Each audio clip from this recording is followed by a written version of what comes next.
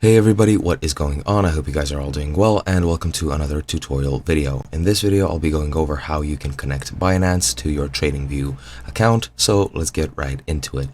First and foremost, TradingView is a very useful tool which is basically used mostly for analytics and other things related to trading. You can create your own watch lists on which you can track or keep track of stocks, futures, crypto, forex, and so on and so forth. See how their last price or what their last price was, how it changed according to the previous price and in percent or in a flat number.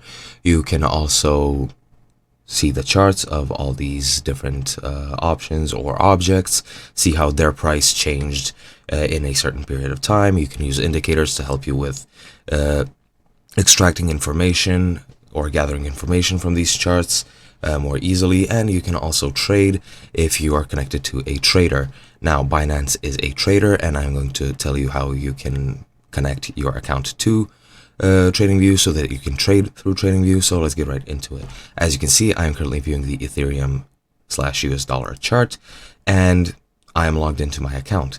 To actually connect to your Binance account, you need to be logged into your account. It can be free. You do not need a subscription. And once you're logged in, you want to go down here. As you can see, you have this sort of panel here where you can view the stock screener, Pine Editor, strategy tester, and you can also open the trading panel. This is what you want to open just by clicking on it. Now that you have that open, you can just expand it a bit. As you can see, here is a list of some brokers. You want to click see all brokers, and you can see all the brokers that are available to you. To connect Binance, just click on the Binance icon. A pop-up will appear. It'll ask you to log into your account. Just log into it, and once you're logged in, it'll be connected, and that's pretty much it. I hope you guys enjoyed. I'll be seeing you guys next time.